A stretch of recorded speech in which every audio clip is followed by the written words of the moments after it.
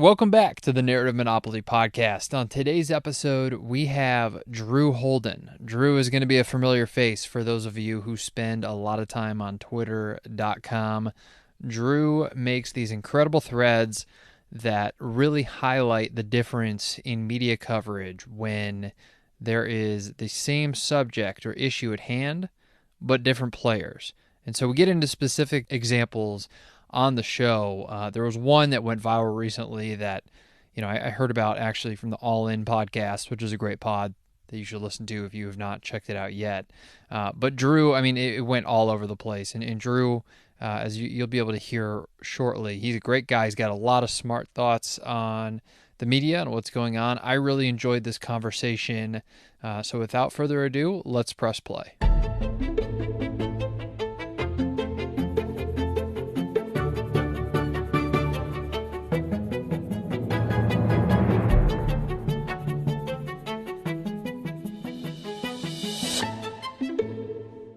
On today's episode, we welcome the maker of threads and the keeper of receipts, Drew Holden. How are you, Drew? Jeff, thank you for having me, sir. I'm doing well. I'm a little bit weary. I find these days I am often weary, but I'm doing well. Okay, that's good. That's good because especially over this last month, I think you've really blown up. I've been, a follower of yours from afar for a while now, and I think that right now it's like there's compounding returns with the content business that you do, right? You start out small, sure. More and more people see it, and then that just increases over time exponentially. And so sure. The thread that you did recently is kind of the gateway to having you on this program today, and that was around the difference between the media's reaction to President Biden ending the war in Afghanistan, pulling out the troops, and the President Trump attempting to do the same thing. And, we're going to dive into that. But off the top, why don't we give the audience a little background on what it is exactly that you do and what does it mean, maker of threads, keeper of receipts? Yeah. So it's a good question. I think one of the things that I try and do, or at least play at, is I try and write a lot about media criticism and media accountability. I think that there's a lot of people, obviously, within the media who tell stories. The news cycle these days moves incredibly quickly. And so what I end up doing is I spend a lot of time staring down at my phone, looking at screenshots, previous reporting, and things that have kind of gone bunk, right? The things that have once upon a time dominated news cycles. And then eventually, I'll look at them and be like, this doesn't quite sit right. This feels like something that over time could look a little bit different, or maybe we were jumping the gun a little bit or rushing to report something that just isn't true. And so what I do is I take all these screenshots and then I wait. And the Twitter presence, the threads, I do some commentary writing. And so a lot of that tends to revolve around these sort of forgotten stories that are sitting on my phone, waiting for the day where everyone can smell the rot. So let's get into the process there. So anyone that goes to your Twitter account, what they'll find is, and you call it red thread redemption, which is great. Here to thread tweets and spread receipts.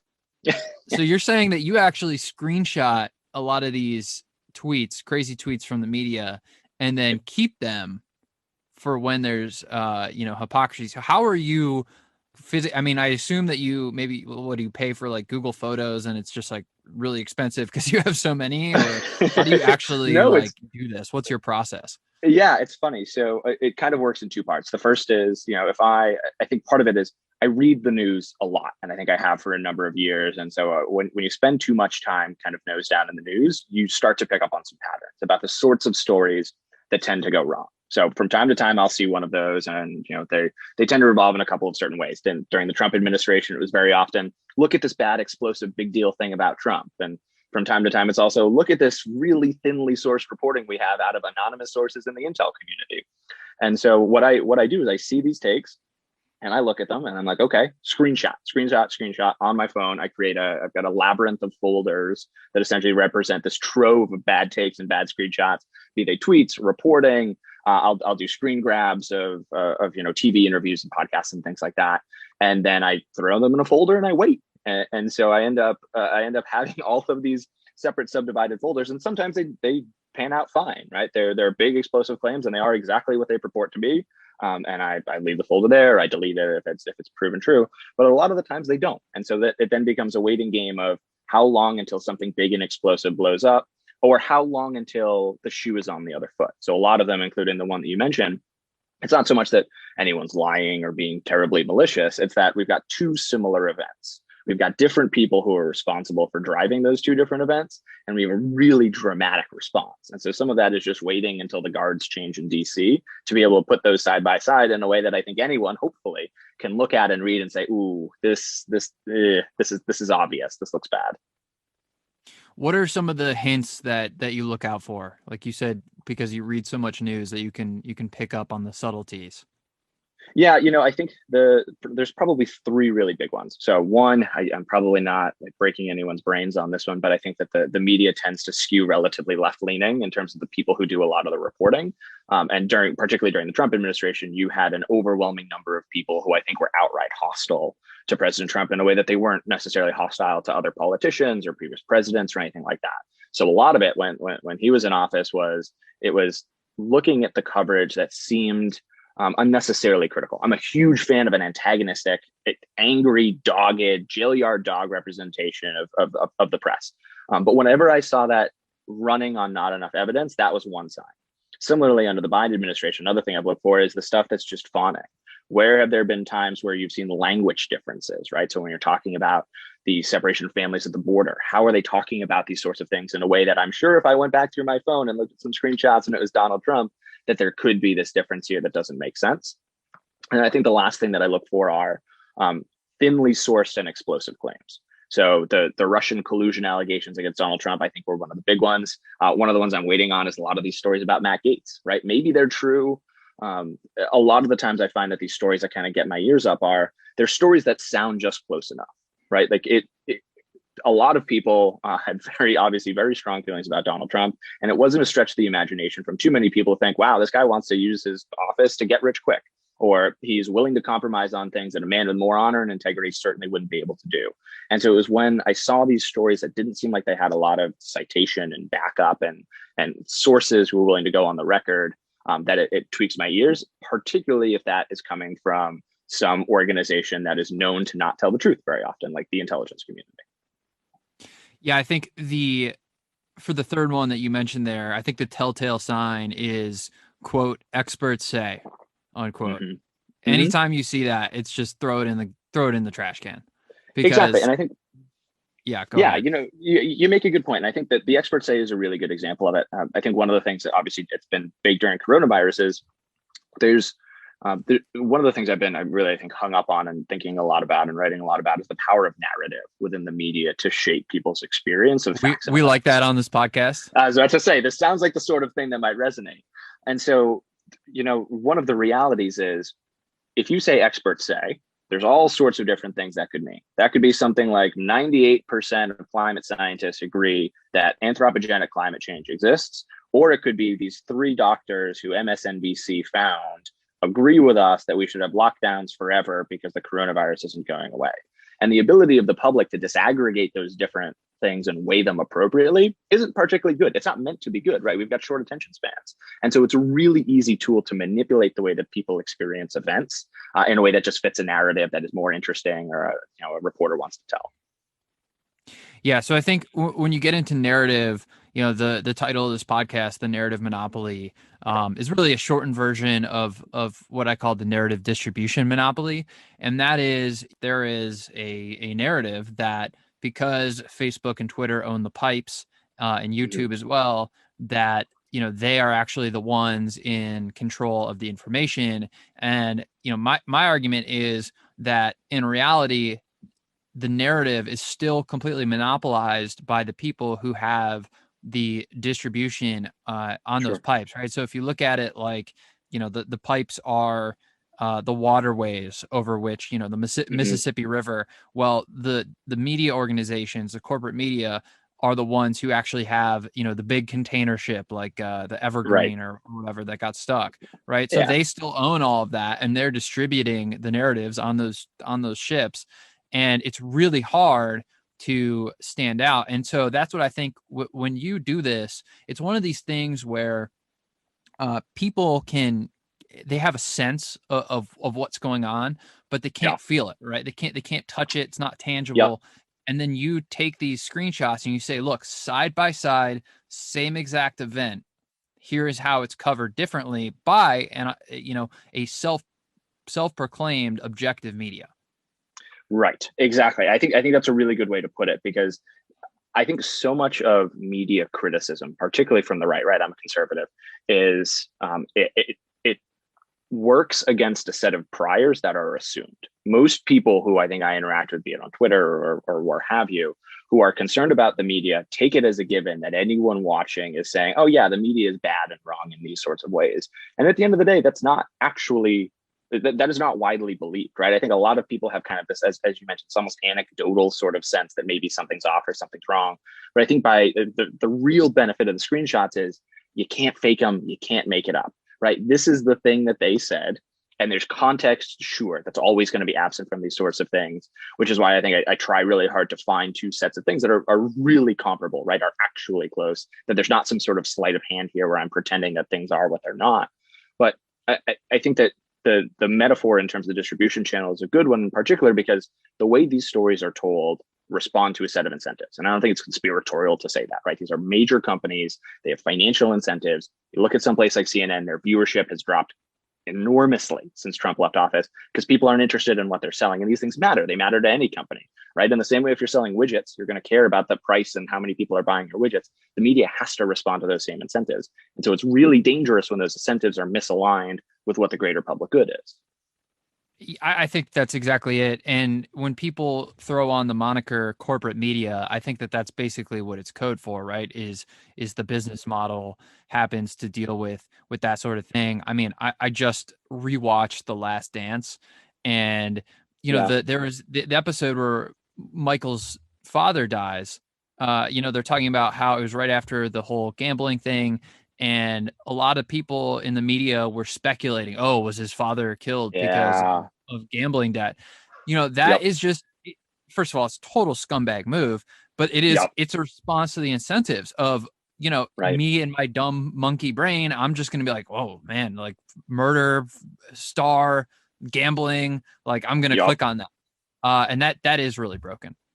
Yeah, it is. And I think, the one, actually, the other example that I think is really stuck out to me is I watched the New York Times documentary about Britney Spears in the early 2000s, which is a very similar case where you've got, even 10 years hence, when you're looking at the situation and the way that someone was treated, it's vile, right? That's really, really bad. And it's not like it wasn't bad by standards then, but that they're, at the end of the day, one of the things that media has to, and I don't think that they've done a good job grappling with, particularly within the corporate media, is recognizing that the incentives of a low attention span general public who like flashy things, who like, the conspiracy theories that tick and tie just enough, the fact that people are wired to like that, right? Like you talk about, that the lizard brain in all of us actually likes those things, means that there's always going to be a strong incentive to put out things that either aren't true or aren't helpful, or aren't important, because they're going to get that visceral reaction, particularly in the age of social media. Well, I think the other thing that is absolutely true that no one really talks about is there is they know that no one reads the article. Right. There's this common refrain of like, well, did you read the article? Because it said Yeah. nobody reads the article. Like some Right. people read the article, but nobody reads the article. Everyone just reads the headline and takes it as Yeah. is. So Yeah. I mean, and let's actually, I think some listeners who aren't familiar with your work are probably wondering at this point, let me hear an example, right? So Sure. let me read from this specific thread on on Biden pulling out the troops. So Mhm. you have CNN here saying NATO Secretary General Jens Stoltenberg issued a stark warning that any premature withdrawal from Afghanistan could be dangerous a day after reports President Trump is eyeing a troop drawdown. And then you have next to it, as President Biden, same CNN, as President Biden prepares to lay out his plan to withdraw U.S. troops from Afghanistan, a source familiar with his thinking tells CNN that he thinks no amount of troops in the country can be a game changer anymore. And then you pretty much go, I mean, it takes a long time to read, but you pretty much go down this entire thread. And the theme is when Trump was doing it, it was all these publications, you line them up. There's some sort of expert saying Yep. this is going to be really bad. And then on the other side, it says like, here is an expert, or here's just us saying this is great. This is Yeah. amazing. Yeah. Or Biden saying it's going to be great and amazing, right? Like, it's, I think, getting back to the narrative point, there's so much power in the people who media are interested in talking to tell a story. And so the fact that as soon as Trump comes out with this announcement, the first thing that CNN is going to turn around and do is find someone who has every incentive for the United States to spend 1,000 years in Afghanistan talking about why this is dangerous, premature, short-sighted, whatever all it is. But as soon as it's a guy who they like, and at the end of the day, they trust, right? I think the big thing that stood out to me, and why it wasn't particularly surprising that the media difference between Trump and Biden on this stuff was, I think a lot of people in white collar professions who are high news consumers are looking at someone like Trump and saying, he's erratic. He's not going to be able to make decisions in a way that is in everyone's best interest. And then they look at Biden and they're like, oh, he's been doing this stuff forever. Like, he's that comfortable old grandpa. Like, of course we're going to feel comfortable when he's making these big decisions.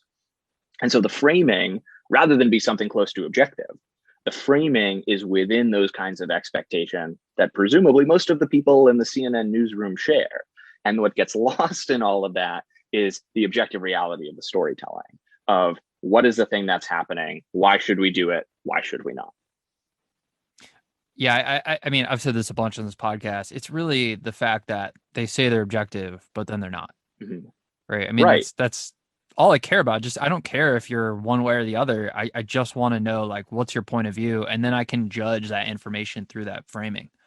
Yeah, and I think that within that there's a refusal to reckon with the idea that the media has blind spots, right? One of the things when I try and think about, well, what could fix media, and I can't help but think that if you had newsrooms across the country, particularly the influential ones, right, the CNNs, the New York Times, the Washington Posts, if you had even 20 or 30% of the newsroom who thought differently than everyone else, senior editors, people with decision-making authority, and they don't even have to be all that conservative, right? All they have to do is be against the grain of the kind of groupthink that is super common, I think, these days of the New York Times, whether they voted for Trump or not, then I think you would at least be able to catch those sorts of blind spots. And I think what I try and do at the end of the day is just hold up those blind spots, because it's the sort of thing that I think everyone else can probably see. I think most Twitter users can probably look at and see, but in a way that's not, I try and always remember that. And I don't believe that what they're doing is actually malicious. I think that what ends up happening is they're responding to incentives that are bad.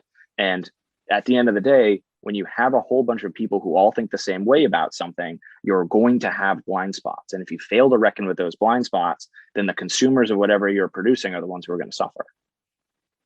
There's also the micro incentives of, if you are Yeah. a journalist in the seat and, you're an up and comer, then Mm-hmm. the incentive is to go along with the narrative or create a narrative that is going to fit within the box, and basically placate the few people, because there aren't that's the thing is there aren't very many opportunities, really. It's actually a pretty small insular field, and Yep. the best thing that you can do is become a New York Times columnist or whatever, get a slot on a cable news program, and then get a book deal. Like, that's the pinnacle. Yep. Yeah. Yeah. And there's maybe 50 people who have all three of those, right? So Yeah. you have to play the game. You have to respond to those incentives. Exactly. And it is, I think so. Matt Taibbi, who's a former reporter for the Rolling Stone, who's fantastic. He wrote a book called Hate about the different incentives that power newsrooms. He was in a newsroom for decades, right? So one of the things that he talks about is the kind of click nature of particularly the corporate press in New York and in DC, where people have to like you. To get new jobs, people have to like you. For you to not be one of the people who are laid off, people have to like you. And you're right. Like, at the end of the day, if you're a journalist and you're clinging to a salary that's $40,000, $50,000, you're living in one of the most expensive cities in the country, it's really, really dangerous for you personally to take on senior people who are decision makers at your institution, who can badmouth you to all of their friends who they used to work with when they were cub reporters at Washington Post or New York Times or whatever it is, who have spread out and they're at every other place you could ever want to work. And so courage comes at an enormously, enormously high cost. And most of the people who have displayed it are two things. One, out of a job and writing on Substack. And two, I think because they have to be able to pay the bills, the people who tend to do it are people who have some measure of financial safety to be able to do that, right? And so if you're not in a position like a Barry Weiss, where you have high name ID, and if you cut against the people who you're around, you know that there's probably something out there waiting for you, then yeah, it's a really lonely road to walk. And I can't imagine being in their shoes. Courage, definitely. Doing the courageous thing definitely comes with a price. So it's a great point. I know that you want to get into one specific story. Before we get there, what is the goal with what you're doing? I mean, is the goal accountability? Because as we've alluded to, there really isn't much. Yeah, I think accountability is probably right. It's funny. The threads have taken off in a way that I certainly didn't expect. Right. I remember my first one was maybe a year and a half ago, when I had probably 2,000 followers on Twitter, and so it, like, I remember Ben Shapiro retweeted a retweet of it, and I was like, oh my god, people are going to see this. This is crazy. And I think it got maybe 400 or 500 retweets, and it was the craziest thing to ever happen to me. It was insane. I was like telling my friends about it, right?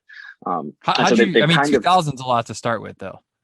Yeah, it's interesting. I had a couple big blue check followers who I think just kind of like the cut of my jib.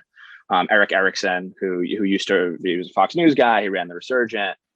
He's a TV, or a big talk show guy. He does drive time radio now in the Limbaugh slot down in Georgia.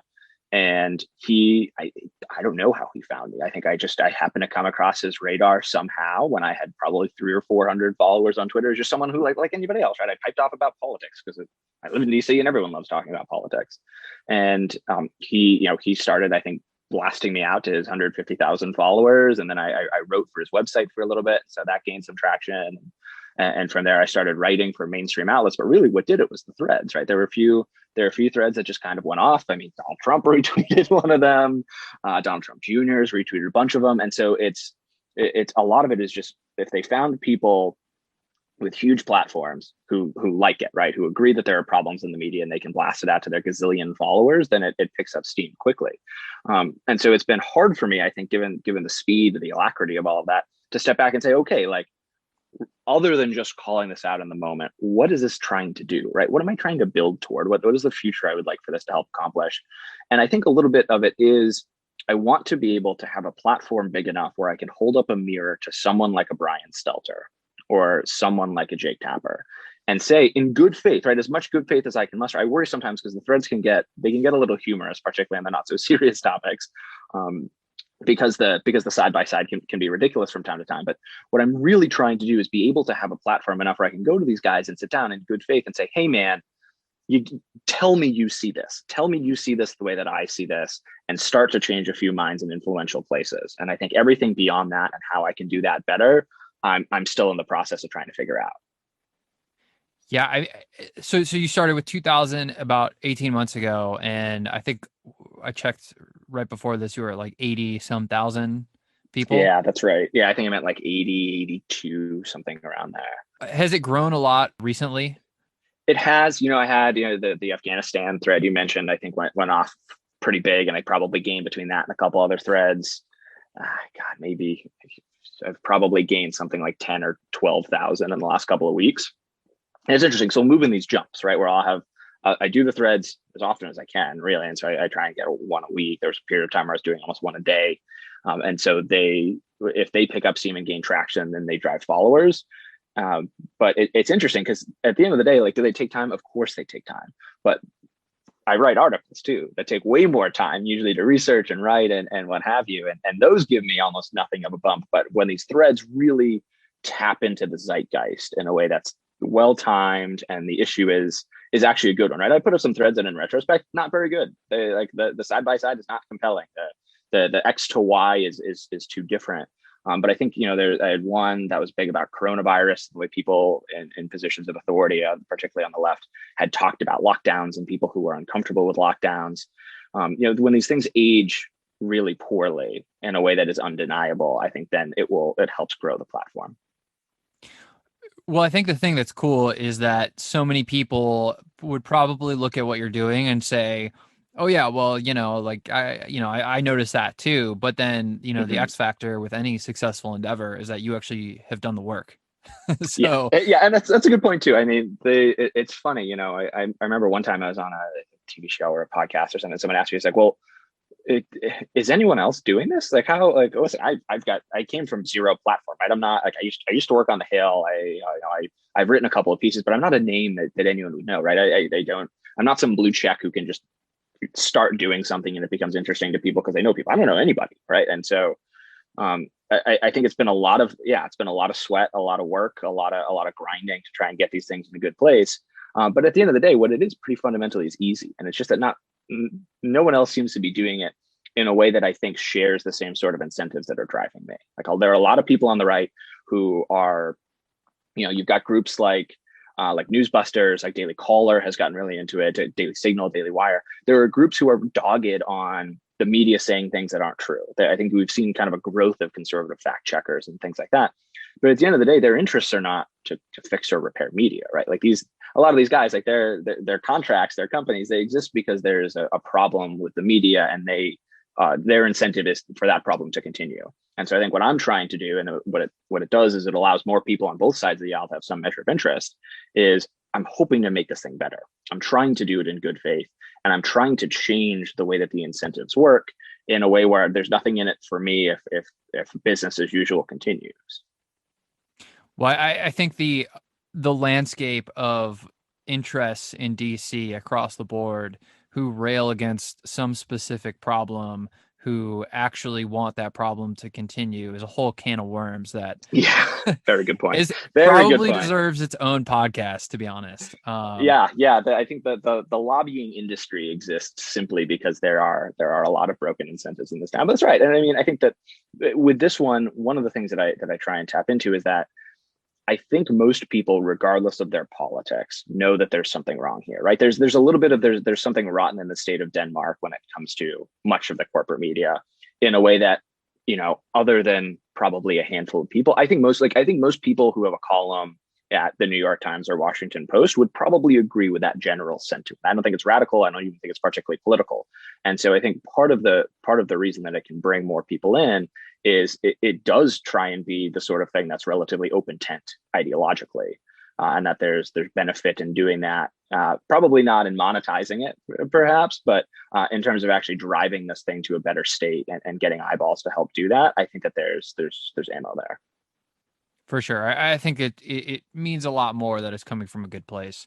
All right, last question on this front around your process. What is it like to get, 20,000 retweets and likes and all that stuff? It's crazy. I mean, at the end of the day, it's crazy, right? Again, I'm someone, I don't have a platform and a podcast. I don't even have a permanent home when it comes to my writing. And so in some ways, it's easy to dissociate from it a little bit. It's like, well, there's me as a human being, and then there's my Twitter. But it's very bizarre, right? And I think some of it is seeing the numbers tick up and seeing the people who are some of those numbers, right? When like the president of the United States is seeing and sharing your content, it's weird, right? It's kind of trippy, particularly during lockdown, right? At the end of the day, I live in DC. I still have to wear a mask when I go outside. I don't spend a lot of time around other people and humans. I can't go to a happy hour and like chit chat and gossip about it. And so it's all kind of happening in my head in a way that does feel weird and alien and almost not real in a way.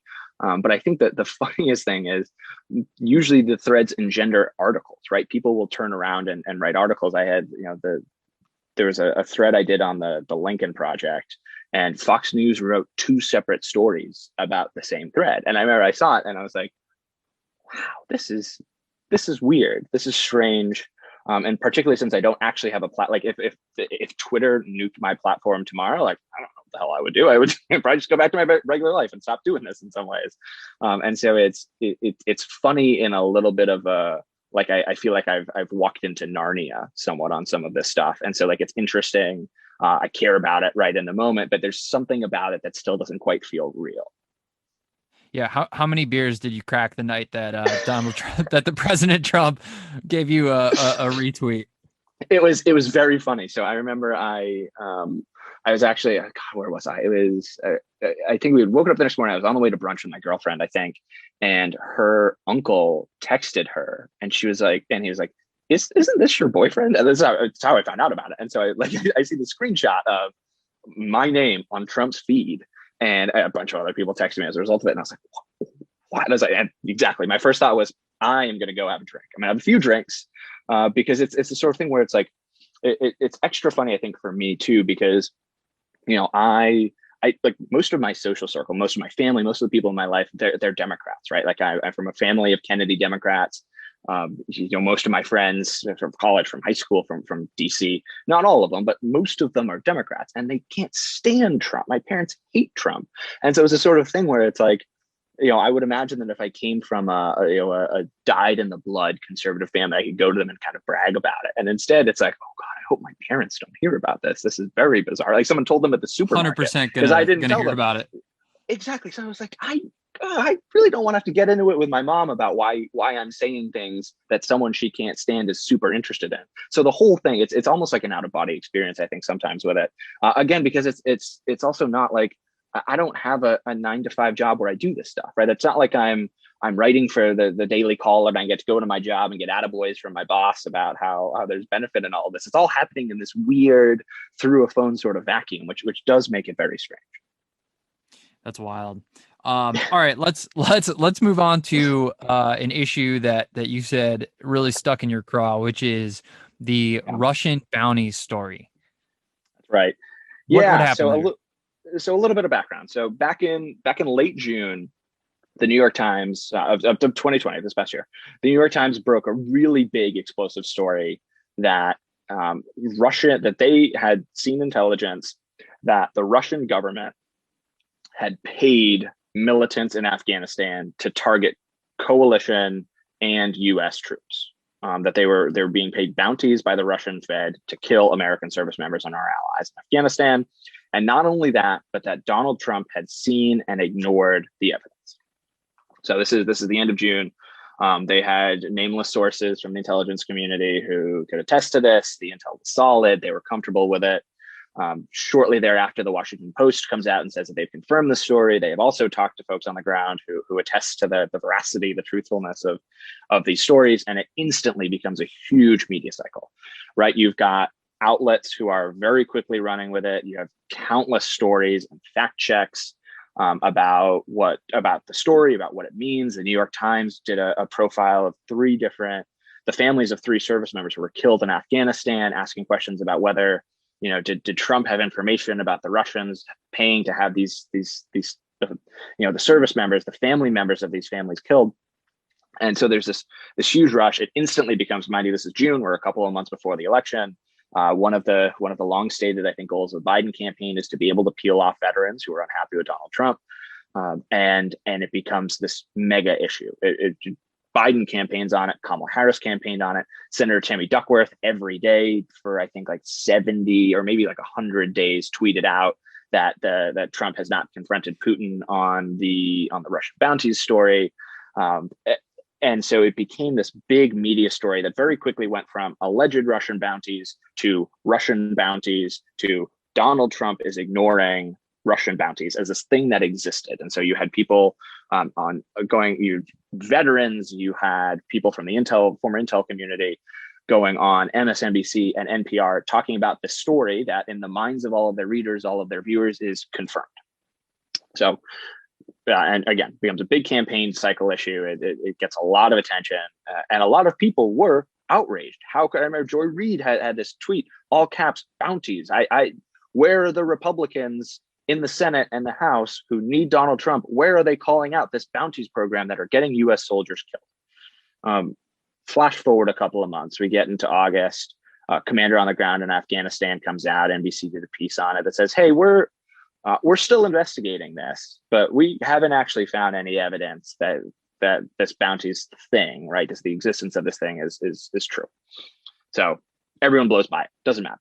We keep going. We're still in the campaign cycle, right? Up until October, November, Biden and Harris are pounding this on the campaign trail. It comes up at the debates. Folks might remember Biden accuses Trump at the debates of ignoring this intel that the Russian bounty scandal exists. So obviously Biden wins. The bounties thing continues to hang over Trump. Flash forward to this point. We get there's a scoop from the Daily Beast that the intel undergirding this allegation about the Russian bounties, there were 2 important changes. The first is the confidence in it got downgraded. It was previously at medium confidence, and it got downgraded to low to medium, which in the jargon of the intel community means it's unsubstantiated, and there are concerns that it could actually be fake, right? A deliberate hoax meant to mislead U.S. intel. And the other change, which got glossed over a little bit, that Jen Psaki had confirmed at one of the press conferences, was that actually it wasn't that the Russian government directly had been handing out these payments.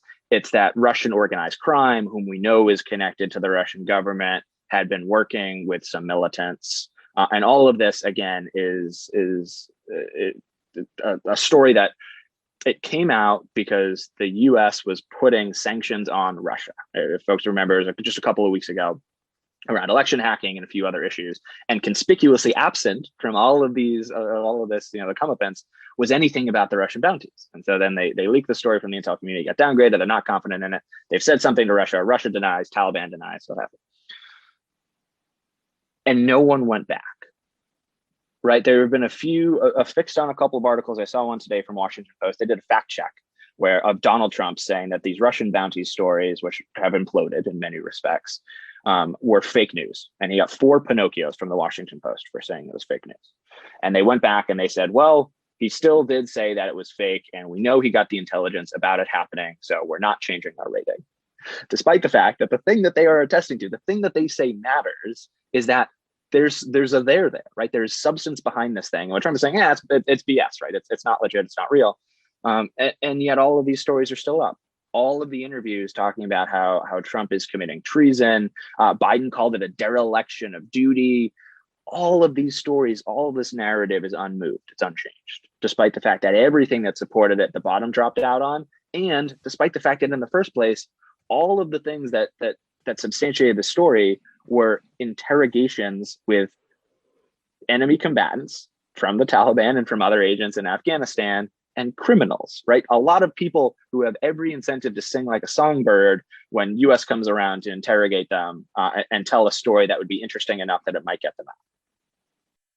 Now, when you say that they didn't go back, are you talking about they didn't issue corrections, or they didn't write a new piece that said that it wasn't true? What do you mean by that? Yeah, that's a good question. So when I say they didn't go back, I mean that they didn't affix corrections, right? The New York Times story that broke it was last updated in July when we got a little bit more information, right? Big, explosive, it was the type of story that wins awards in journalism. Still, we're 2 weeks after the big news comes out, no changes. We've got a tiny little bit on the fact check that doesn't actually change the fact check in Washington Post. All the stories from MSNBC are still up. There's been a little bit of reporting about the change. So the Daily Beast had a new story, and NBC, to their credit, had a story that says, we don't actually know about all of these things anymore. It doesn't matter. There's been no apologies, right? Biden hasn't come out, despite now having this intel, and say, maybe I was in the wrong on this. Not that politicians usually do, but all deep embedded in the collective psyche of the legacy of Donald Trump is a thing that we now have reason to believe probably isn't true. And at no point did all of the people who made sure it was embedded in the minds of voters and everyday people have made any attempt to go back and correct that pretty strong and pretty powerful record. Well, there's a lot to unpack there. I mean, the first thing is I always say narratives are manufactured, right? They're not just, this isn't just a casual observation of the world and this is what happened and this is the story we're going to tell. No, there's a lot that goes into it. The second thing is going back to the germ of this idea, which is basically, one little piece of the puzzle was incarnated in the story. Let's say it was I think you said the New York Times, were they the first one to break it? Yep. Yeah, they were the first ones. And so everyone else says, well, the New York Times says this, and then all of a sudden anything that comes off of that is just based off of these backlinks that aren't connected to the original idea. And, right. The New York Times and all these, the corporate media brands, they're the ones that have credibility. So now the actual fact is separated from the credibility, and it's now offloaded onto the brand of these media properties. The last thing there is, so I had Robert Shiller, famous economist, on recently. Right. And if you haven't read his book, Narrative Economics, I could tell you right now, you will personally like it. Yeah, I'm sure. Yeah, he does a great job of actually breaking down narratives into kind of a scientific approach. And one of the pieces that he talks about is how truth is not enough to stop false narratives. And he has a quote in there. Ultimately, this is the quote from his book. Ultimately, a story's contagion rate is unaffected by its underlying truth. A contagious story is one that quickly grabs the attention of and makes an impression on another person, whether that story is true or not. Yeah, I mean that sounds spot on, right? At the end of the day, there's a little bit of you can't unring a bell on so much of this stuff. And the story, the Russian bounty story, I think one of the reasons that it was, I think contagious is a really great word there. One of the reasons it was so contagious is it fits so many people's priors so neatly, right? This is shortly after the Russian collusion allegations come out. They're unsubstantiated, but still stick around in the public consciousness, right? Tons and tons of people still believe as as the New York Mag put it, that Donald Trump could potentially have been a Russian asset since 1987. There's so many people in this country who still fundamentally believe that there's something fishy between Trump and Russia, and there's so many people. You had that Atlantic story that also is very contagious about the suckers and losers comment that remains unsubstantiated by anyone on the record. It fits, right? It fits with the I like people who weren't captured. It fits with the things that we actually do know about Donald Trump in so many ways that it's easy to gloss over the actual, verification and underlying evidence for the truthfulness of what that story is, because it checks all of the boxes and it fits so neatly that it does allow these sorts of things to take off. And in the same way, in a lot of ways, it's the Russian collusion story in miniature, because it's the sort of thing that enough people, not even just gullible people, right? Just enough everyday people could probably kind of believe, or at least get pushed to believe, if someone who had credibility, at least to them, said that it was the case. When you talk about correcting it, and it's always the first one that goes viral, the correction never gets the credit. This No. is where, I don't know if you follow him, but Balaji Srinivasan, he Yeah, yeah, yeah, he's I mean, he's living in the future, and he has talked a lot about how we can put a lot of these facts. So for example, like financial data is already being put onto a blockchain via these oracles, which is like this company called Chainlink is kind of leading the charge there. But it basically is immutable, so you can't change it, and it's distributed, decentralized, there's no censorship. And figuring out a way to put facts like these onto uh, a blockchain where it's decentralized and uncensored and cannot be changed is, I think, kind of like the holy grail. It's out there. I don't pretend to yeah. understand everything. I think I have a surface level understanding, but something like that is like 21st century solution. In that, I think a lot of this stuff is we are kind of living in this in between period with the 20th century media. Yeah. Because what you described, I mean, I hope that you get to 1 million followers, and maybe that will be the the answer for accountability. But Maybe. I don't know how you stop it in the manufacturing process. Yeah, that's a good point. I won't pretend to know really anything about blockchain, but I think the central problem here is we don't have a good way to arbitrate the things that are true from the things that are false. I think both sides of the aisle agree on that, and just see it in different ways, right? On the left and within, I think that the corporate media in particular, there's this worry about misinformation and disinformation. It's people who tell lies maliciously, usually from the right, be that false evidence about vaccines or coronavirus or what have you. And so there's this quest for something that can rightly be called and agreed upon as truth.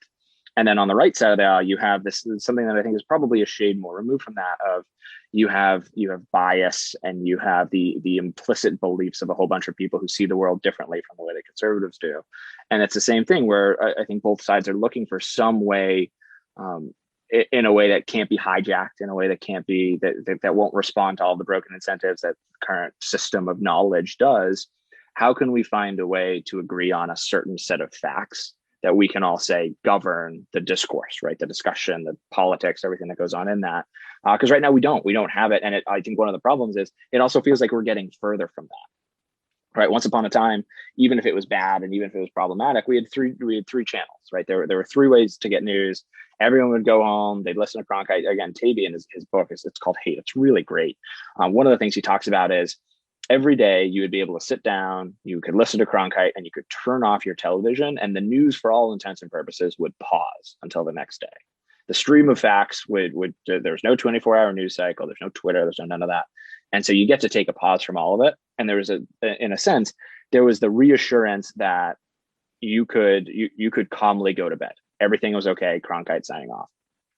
And now we don't have any of that. We have this permanent news cycle. We're always agitated. We're always frustrated. And there's this sense that none of us can quite actually get what that truth is in a way that once upon a time, even if it was wrong, even if it was broken, even if it responded to all sorts of other incentives at the time that weren't particularly good, we could at least kind of agree to those ground rules and try and move from there. And now, unfortunately, we're unmoored from any sense of a shared objective sense of truth.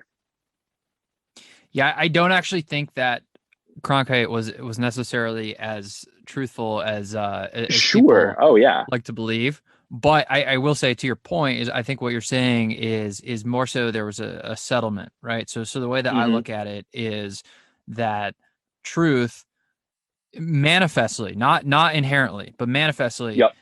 is a function of distribution, in that it is, set there is a settlement period, and it's like there's a bid ask spread where there's just pressure building on both sides, and whoever has the most distribution and most Yeah. people, it gets to a tipping point, and all of a sudden it's a settled fact. And I think people don't necessarily stop and think about that, right? They think that, well, a Yeah. fact is just like, the sky is blue. Not necessarily when we're talking Yeah. about the political arena.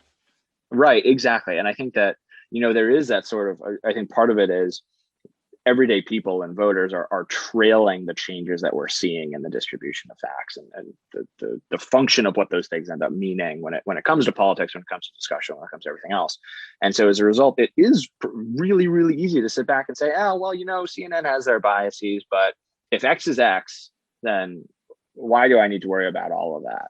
And I think that there's something that's more implicit and in a lot of ways more insidious about the ways that these things can get structured and framed that gets lost as a result of that. And folks just don't focus on and gloss over. Yeah, And that's where the absolutely. real damage and danger is in all of this stuff. Well, you're doing great work. I know we got to get you out of here. Everyone, if you are on Twitter, go follow at Drew Holden 360, and you will get the red thread redemption.